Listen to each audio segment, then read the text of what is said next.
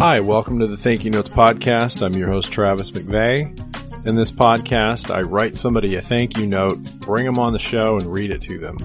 In exchange, I have them write a thank you note to someone or something that they feel deserves a public display of gratitude, and they read it for all of you.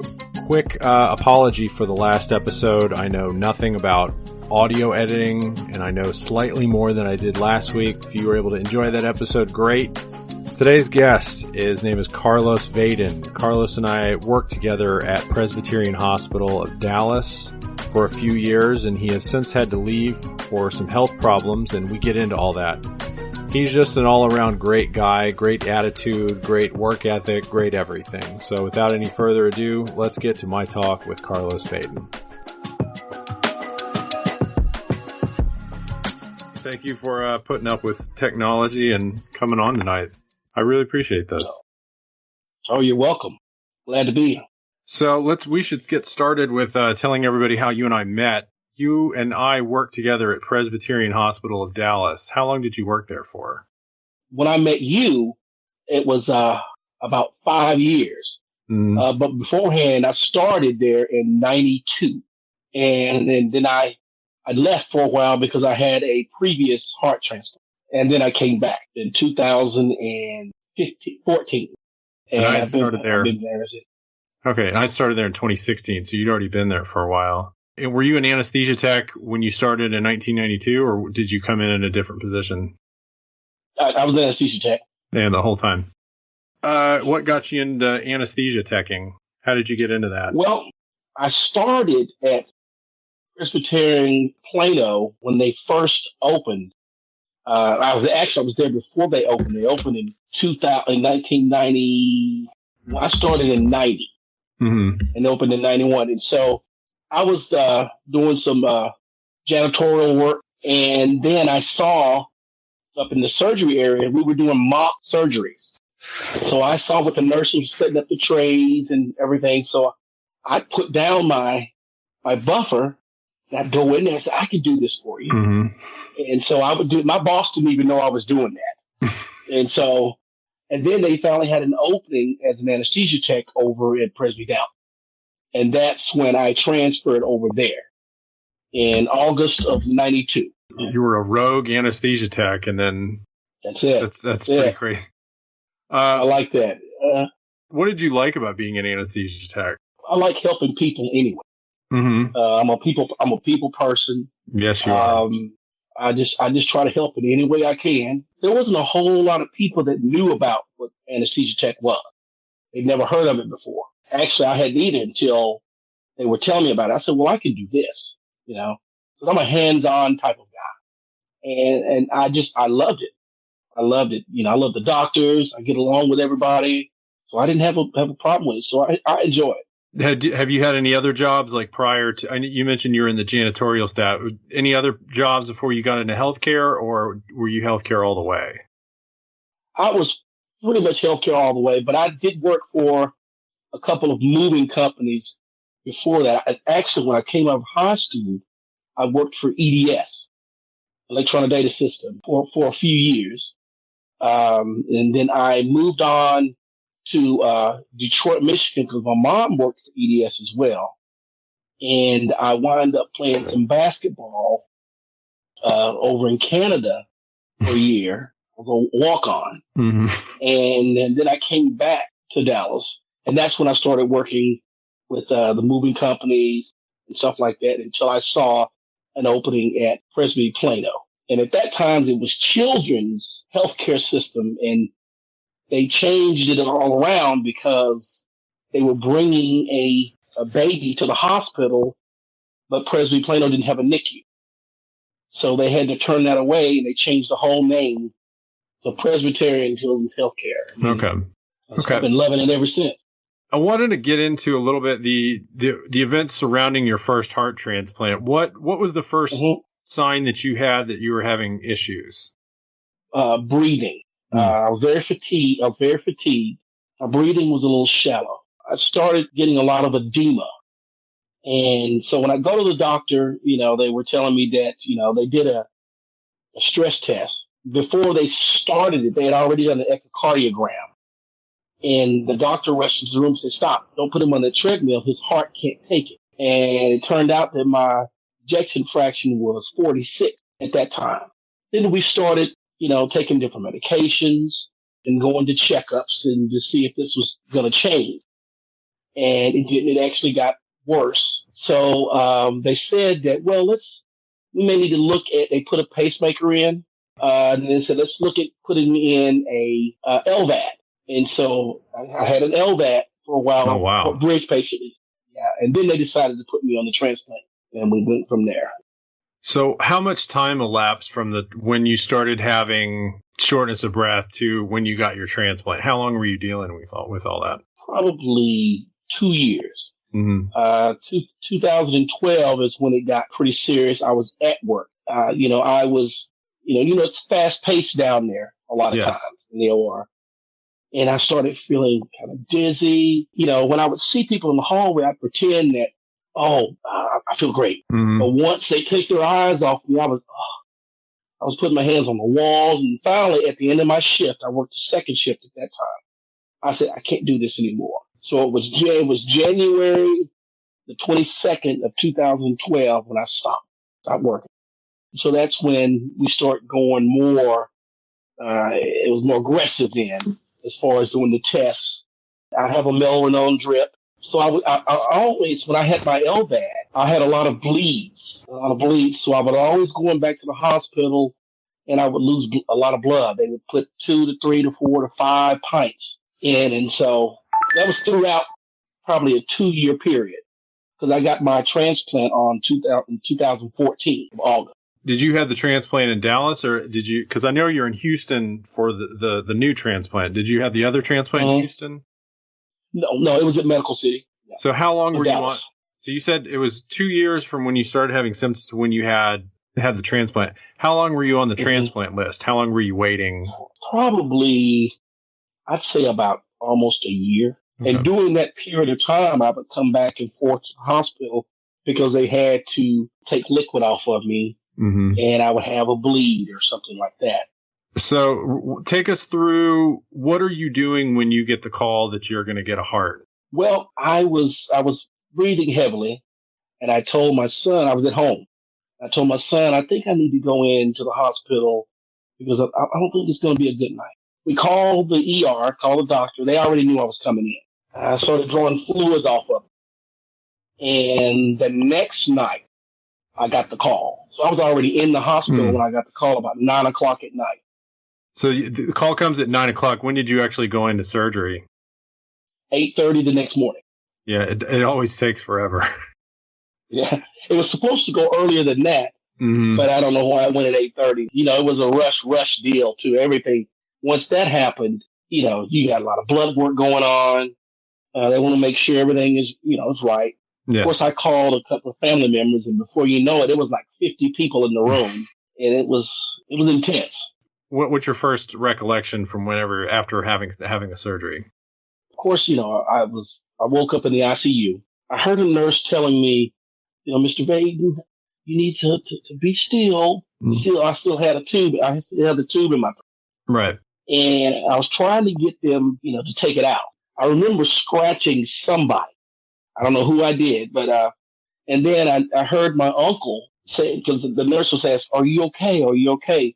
My uncle said, Carlos, do you want some cheese? And I remember shaking my head. And he goes, yeah, he's okay. He's okay. And the minute they took the tube out, I was, I could talk. About 30 seconds later, and I had a sore throat for the longest time because, I've been in surgery for around 8 hours. I had lost today. I thought it was that evening, but it was actually the next morning. So then how long after the transplant did you stay in the hospital? 8 days. 8 days. Doctor said I'd never seen anybody stay that, was in the hospital that short period of time. But it was tough. Not necessarily the rehab, but the medications was rough on me. I felt nauseated all the time. What do you know about the donor of your heart? Well, his name is Carl Dafferty. His family is out of Crum, from Texas. And we were around the same age. At that time, we were both 49. And he was a cyclist.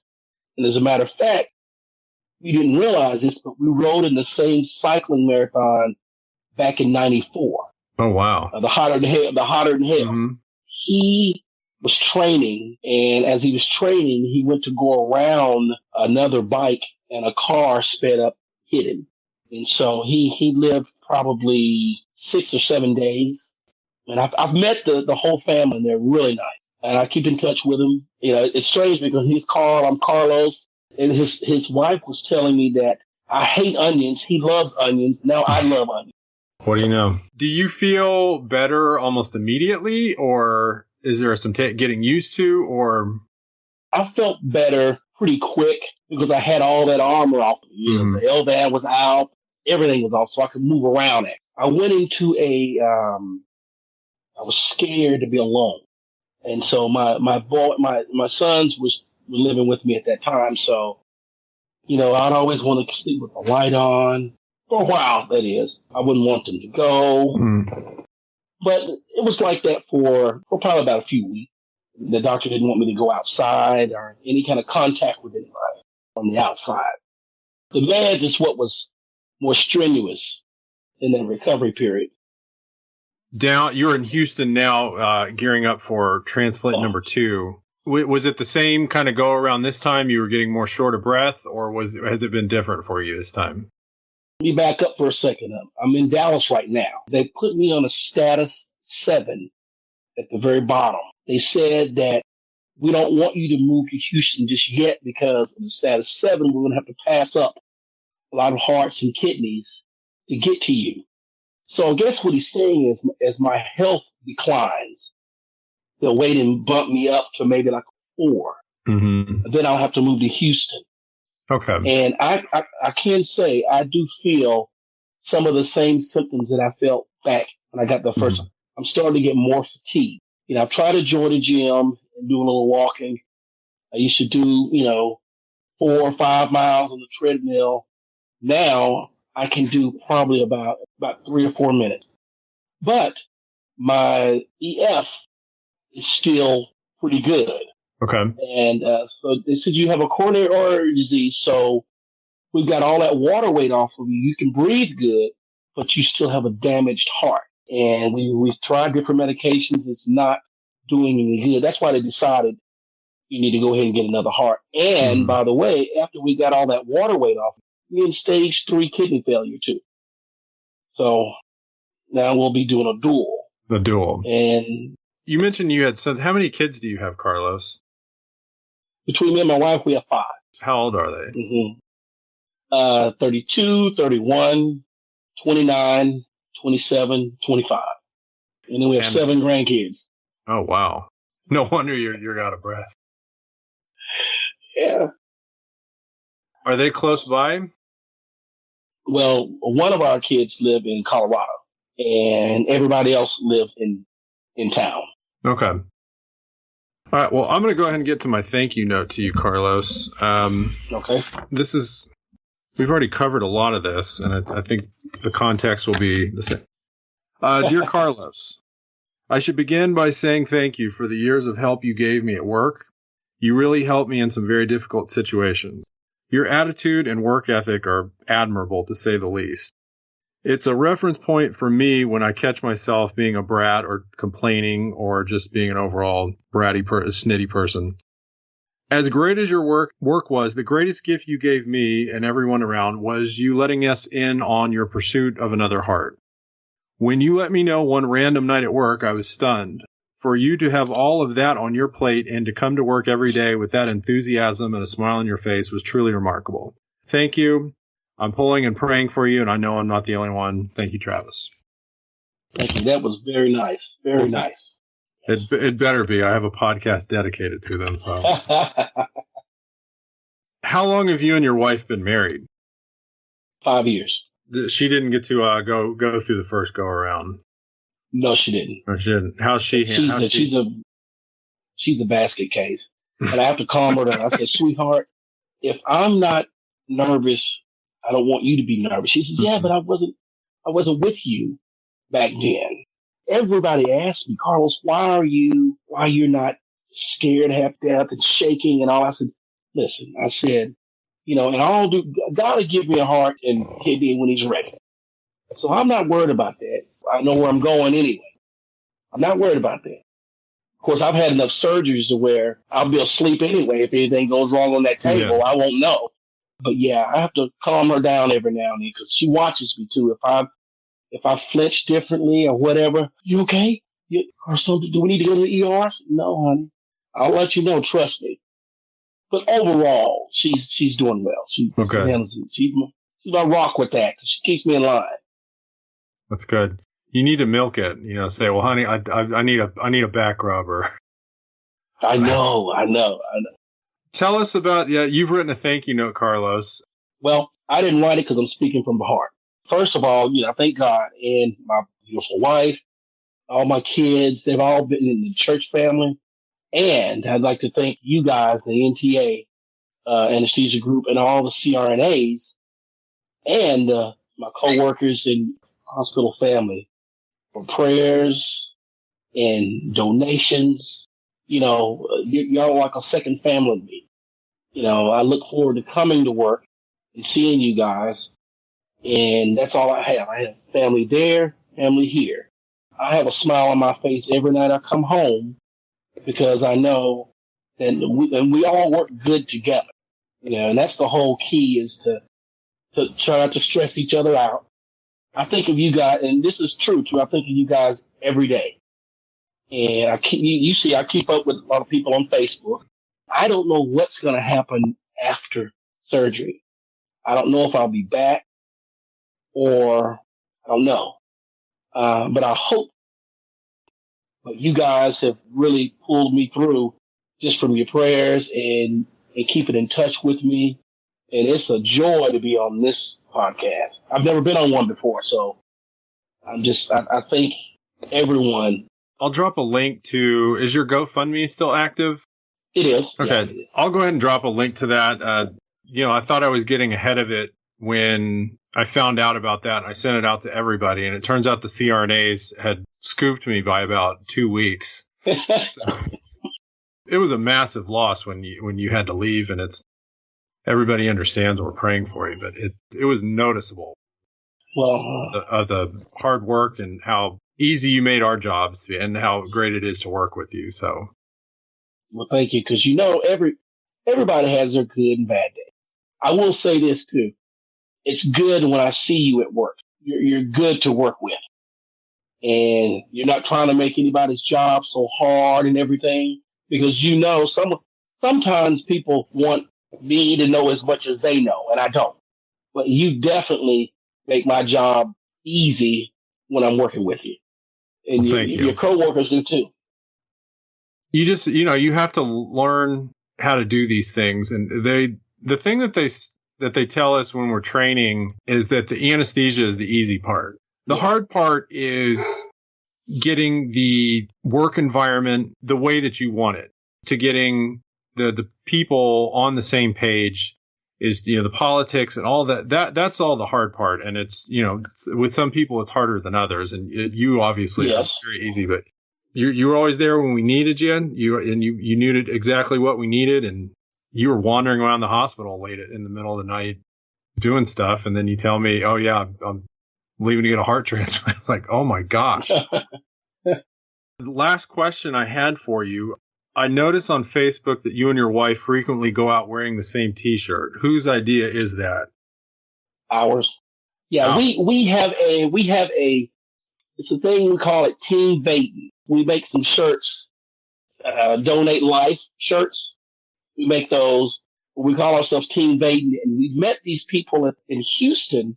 They were really nice, and we were like, they liked our shirts because every time we came to our appointment, we had the same matching shirts. He said, oh, there they are, And he said, well, you like that so much, we're making a shirt. 3 months later, when we came back to Houston, and I'm sure they probably forgot about it. And we had it, The administrator let them wear it instead of wearing their scrub tops and stuff. Mm-hmm. They let them wear the shirt. So, we call ourselves Team Vaden. Team Vaden. I like it. Yeah. thank you so much for taking some time to talk to me tonight. Thank you for putting up with technical difficulties.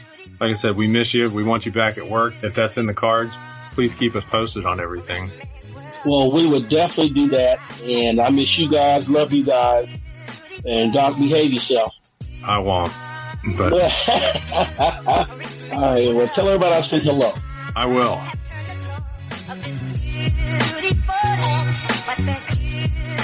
I really miss having that guy around. He's a great guy to work with, great guy to talk to. I'm really glad he decided to come on.